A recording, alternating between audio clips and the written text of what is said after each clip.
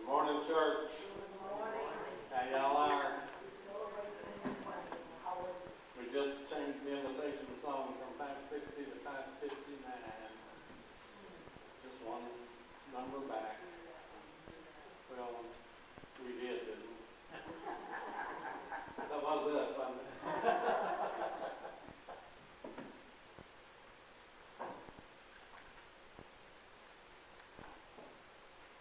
Do you believe in miracles? What kind of miracles? What is a miracle? How do we define miracle? Because we use that word so loosely. We use that word so badly. The English language is atrocious. That's a good word, Joanne.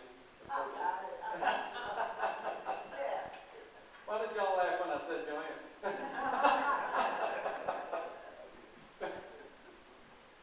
The English language is atrocious, y'all. We just use that way.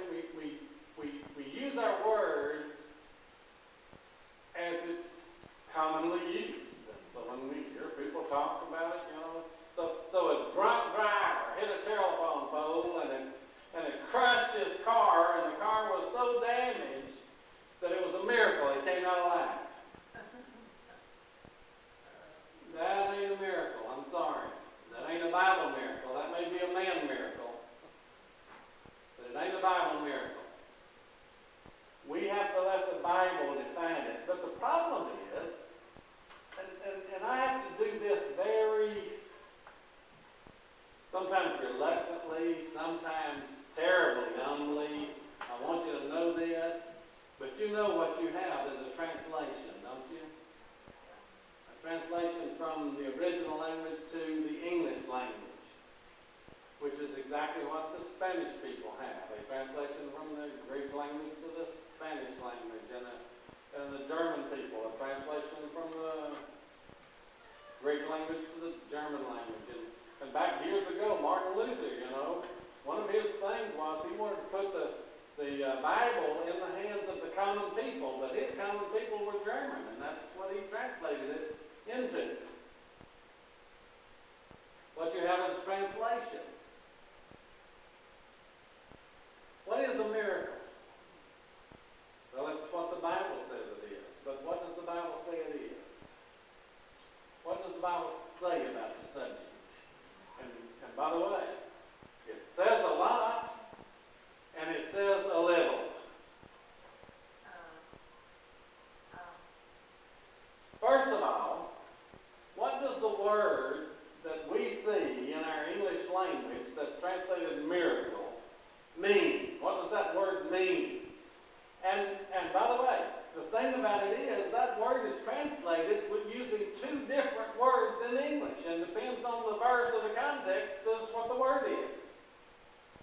We're terribly inconsistent. That's kind of like the word church, folks. The word church should have never been translated into English church. It should have been translated assembly, and if it had, we wouldn't have nearly the problems that we have about church. A lot of other stuff to say about that, but that's not the only word. Baptism is another one. The Greek word that's translated into English baptism should have never been translated into English baptism. It should have been translated immersion. So we have our problems in English, the English language. Well, I'm going to tell you, we have problems about the word miracle. One of the problems. The Greek word is the word dunamis in Greek. That's the way we would say it. And I'll say more about that word in a minute, but the idea of the word, when you look at the dictionary, the Greek dictionaries, is inherent power. Power residing in a thing by virtue of its nature. Some people have said, when talking about evidences, a miracle, and I'll come back and reuse that word in a minute, but a miracle is something that even an atheist could not deny was a miracle. He couldn't explain it away. The power inherent in that thing is so obvious that you just have to sit there with your mouth agape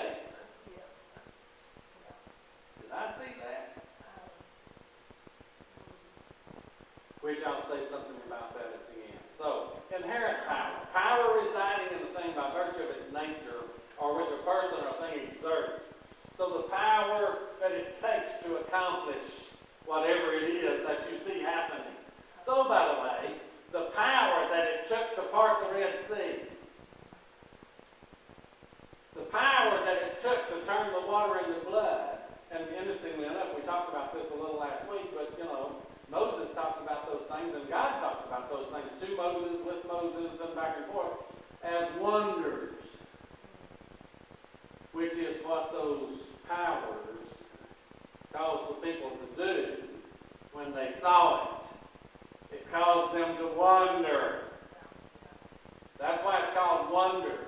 It is the effect upon the one who's viewing the power. They are in wonderment. They are in awe. And it amazes me sometimes that we kind of sit around in such ignorance and apathy. And I don't use those words accommodatingly, You know what somebody said, what's the definition of ignorance and apathy? And the responder said, I don't know and I don't care. And that's exactly right.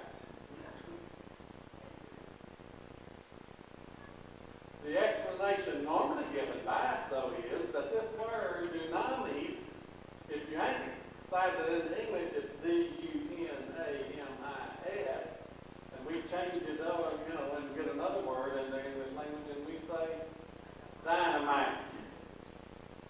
Dynamite.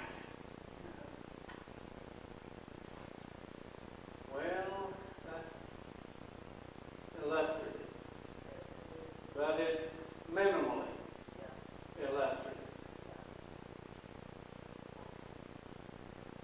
We're not consistent in our translation, as we're not consistent in a lot of words. That's why I keep telling you, number one, that you need to have more than one translation from which to study so you can compare them. Because one translation may give you one English word, and another translation may give you another English word that's synonymous, synonym.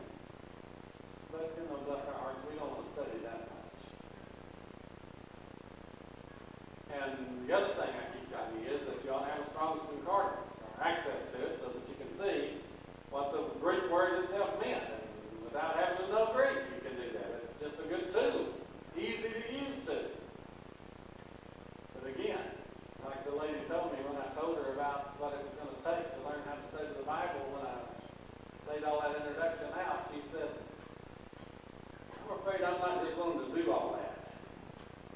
And she was probably the most honest person in the classroom. What are we willing to do?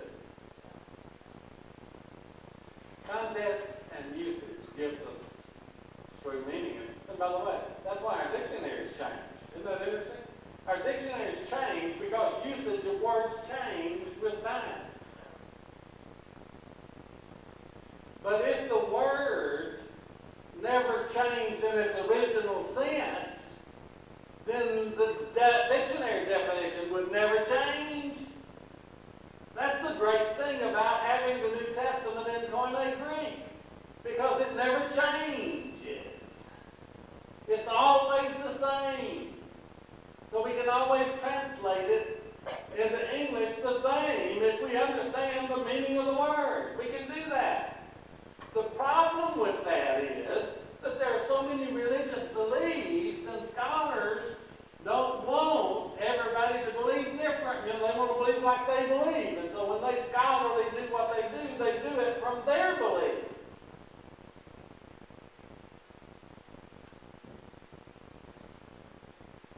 I hope I don't lose y'all. So the use of the word in the Bible. Look at some verses. And I'm going to tell you what, there's a bunch of verses y'all look at, but just a few. In Matthew chapter 11, when Jesus was chastising those Jews for not believing he was the Messiah, the Son of God, he said in verse 21, Woe to you, Chorazin, woe to you, Bethsaida, for if the miracles had occurred in Tyre and Sidon, which occurred in you, they would have repented long ago in sackcloth and ashes. The miracles that Jesus was performing in the presence of those people, you see, should have brought them to listen to the message and examine the evidence. But they wouldn't, and they didn't. And he says, Tyre and Sidon, who are gone now because of their sin, if they would have seen the miracles that you've seen, they would have repented in sackcloth and ashes. So what are y'all doing? That was his message to them. Now, by the way, we don't know in the context, because it says that about some other cities, and he uses Sodom and Gomorrah as the example. If the miracles had occurred in Sodom and Gomorrah, which occurred in you. And you know where Sodom and Gomorrah is. And in Matthew chapter 13, Jesus came to his hometown. Now, you know, Jesus had in Matthew's record, okay? He had multiplied loaves and fishes. He had healed sick folks. He had raised the dead. And he comes to his hometown, and Matthew records for this in verse 67. They took offense at it. But Jesus said to him, a prophet's not without honor except in his hometown and in his own household. And he did not do many miracles there because of their unbelief. Now, it wasn't because he couldn't do miracles. He could have done a bunch of miracles. He could have done a lot of miracles. It just wouldn't have done any good.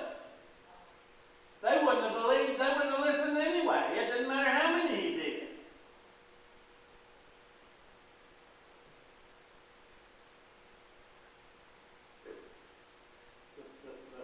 The could not was not because he didn't have the power to do it. The could not was because of their reception. Now, miracles. In Mark chapter 9, the disciples came to Jesus saying, here's this man over here, and he's not following, he's not one of us, and we told him to shut up. And Jesus said, don't hinder him. For there's no one who will perform a miracle in my name and be able soon afterwards to speak evil of me. What? So somebody else could perform a miracle besides Jesus and the apostles? And let me remind you of one of our pet verses in Matthew 7. Not everyone that saith to me, "Thou art the kingdom of heaven," but he that doeth the will of my Father which is in heaven. For many will say in that day, Lord, didn't we prophesy in your name? And in your name didn't we do many miracles? And I'll say to you, depart from me, you workers of iniquity, I never even knew you.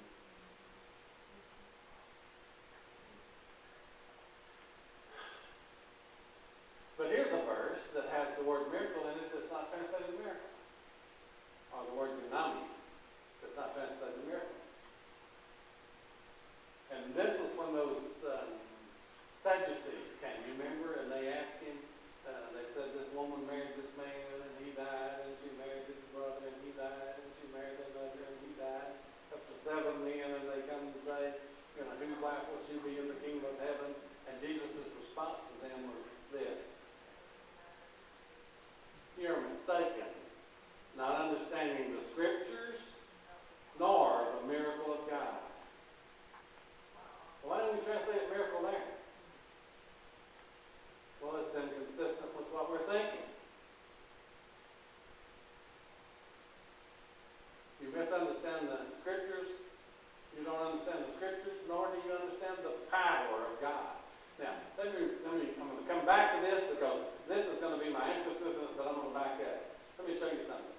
If we read these verses, woe to you, Chorazin, woe to you, Bethsaida, for if the powers had occurred in Tyre and Sidon, which occurred in you, they would have repented long ago in sackcloth and ashes.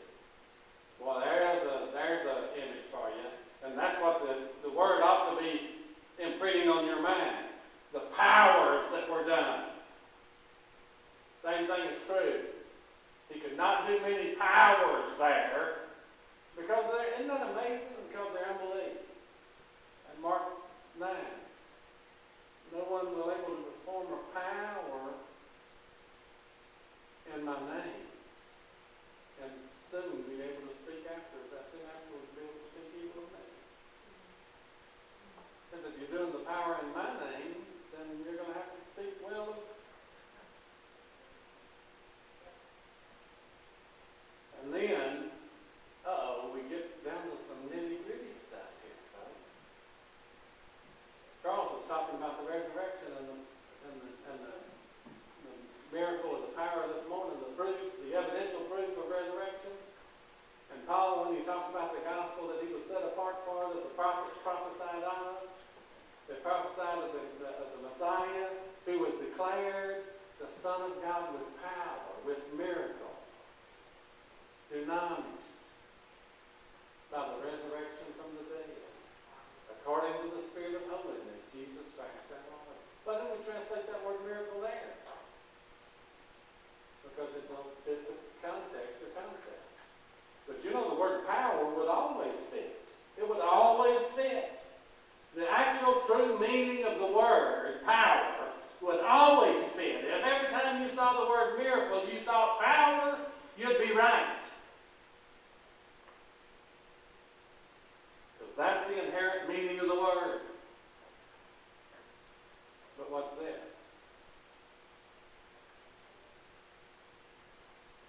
I'm not ashamed of the gospel, for it is the miracle of God for salvation to everyone who believes, to the Jew first and also the Greek.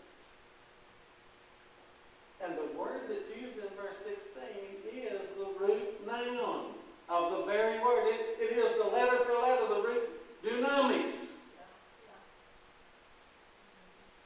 In other places you get forms of that root. Nominative is the noun, and then you get the genitive and operative and different forms of grammar.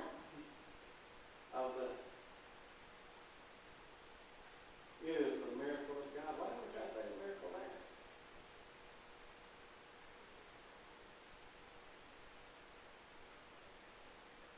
I don't know about you, but you know, when I realized that, when I read that way, when I conceived that in my mind and heart, goosebumps running down my spine. Because in the human sense and definition of the word, it's a miracle if anybody's saved.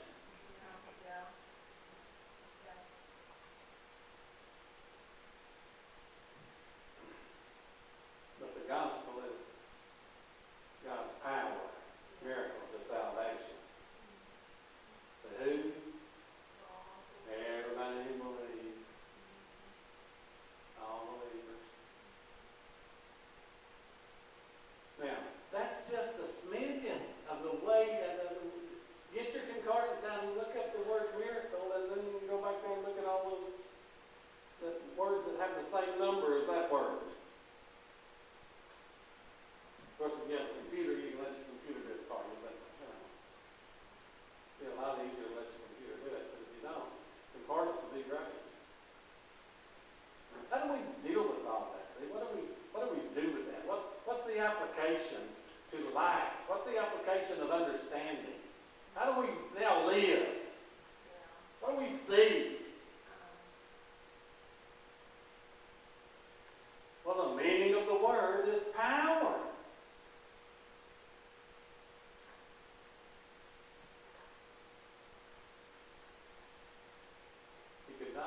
Jesus couldn't do many powers in his own time because they didn't believe. They thought his power was from somewhere else. Isn't that interesting? They couldn't deny the power.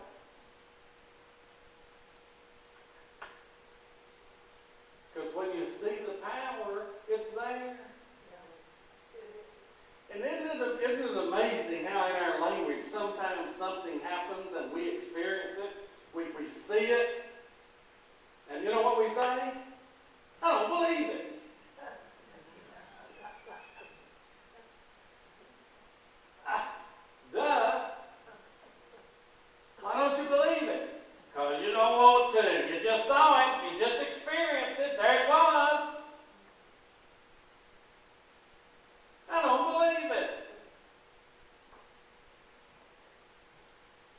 And so we reject it because we don't want to believe. Sometimes because we are so set, so prejudiced, so grounded in our presuppositions, you see, that we can't. Which is what was going on with Jesus in his hometown. They were so grounded they couldn't accept Jesus as God's son. They knew Joseph and Mary.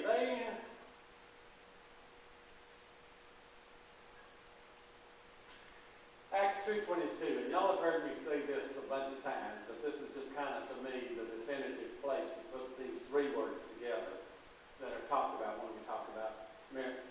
Peter preaches the day of Pentecost and says, "Men of Israel, listen to these words. Jesus the Nazarene, a man attested to you by God." How did God attest Jesus? How did he confirm Jesus? What evidence did he give to say that Jesus is the Christ, the Son of God? Well, he was attested to you by God with miracles, wonders, and signs, which God performed through him in your midst, just as you yourselves know. I think that is a powerful statement.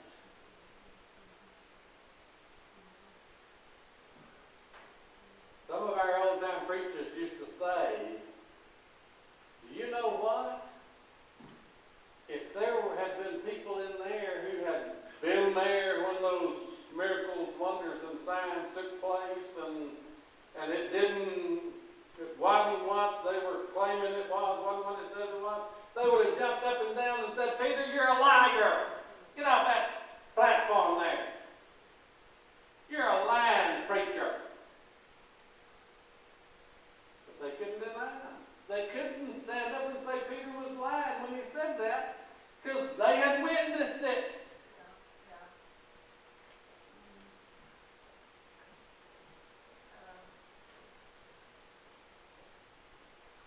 And look at the words. Now see, if the word miracle was power, so attested you by God with powers, which caused wonder in the eyes of those and the lives of those who saw it, and pointed to the truth of the teacher, or the truth of the teaching. It was a sign.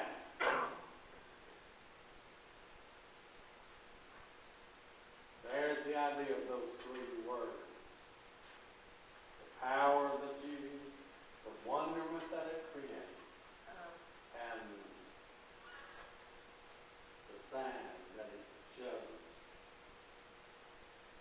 Stop! Well, if you see a octagonal sign, you know you're going to have to, what? Stop. If you see a triangular sign, you know you're supposed to what? You see, y'all know what the signs are. And it's interesting to me that Jesus talked about the people of his day and said, y'all can read the signs of the weather, but you can't hear.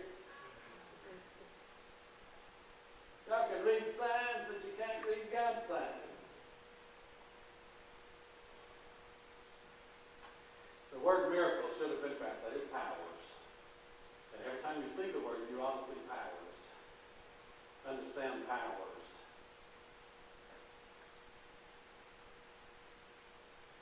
The power that is behind the act is what is seen. The act, what happened. Have y'all ever watched them demolish a building? You know, when they show you a big picture where they demolish a building, they set all those explosives. And when they explode, that building just kind of tumbles right down in on itself. It don't boom.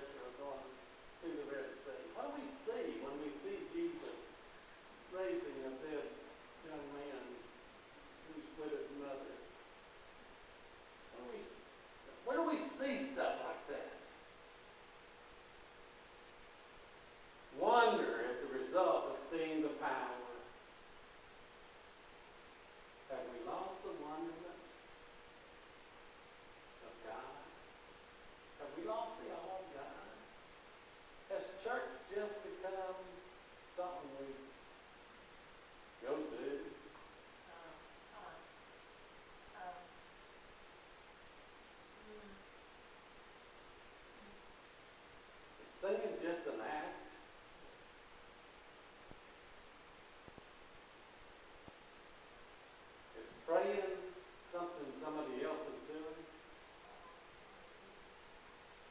Farming?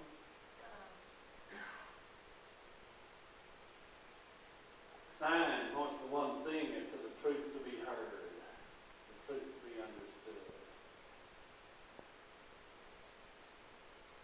The power that counts is the power of God. And those powers, folks, are undeniably God. Boy, I got so much to say in so little time. Do you know that even the magicians could do the first three wonders that Moses did? But when they got to number 4, you know what the magician said to Pharaoh? This must be God. We can't do that. This must be God. You know what they were saying about the other 3? That can't be God because we can do them too. Finally got the one that they couldn't do. God just builds evidence. He just builds that message.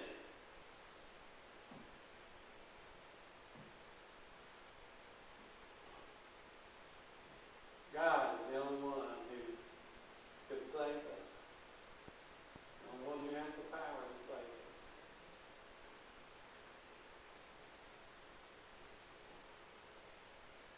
It's God's miracle power that saves us. That we could be saved at all is because of the power of God. God is the power that counts. And the Bible reveals all those powers, records them. We have them preserved for us to see. And we read those things and go home.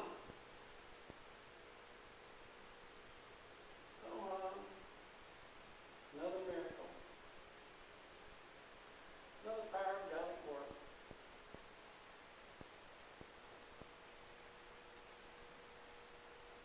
What about that power that we see when we see one lowered down in the water and raised to the light? What about that power we see working in the lives of those who trust God, who love God, who portray God?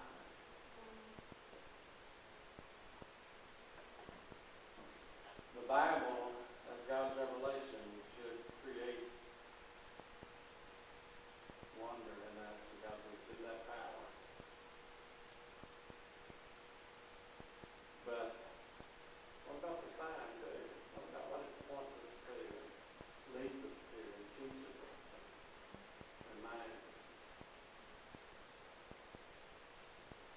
The Bible is today our proof. We can hold more than that, but it is that. Not just words on the page. It is God's revelation of Him Himself. Charles, I thought about talking about the Thessalonians in terms of the servant sure living God. I thought about 1 Corinthians 8 where Paul says, we know there ain't no other gods. We know there ain't no such thing as another God. But not everybody knows that. That was Paul's argument. Not everybody knows that. And those people who think there are can be manipulated and persuaded both by those outside and those inside.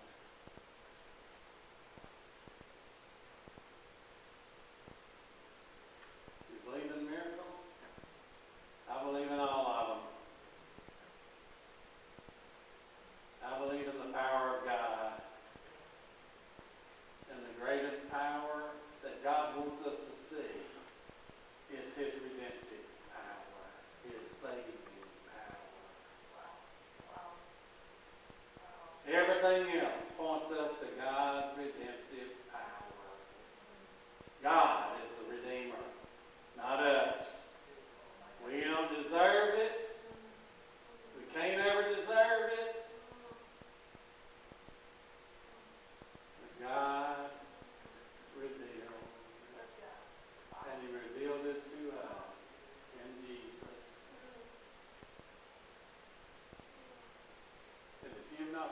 things that God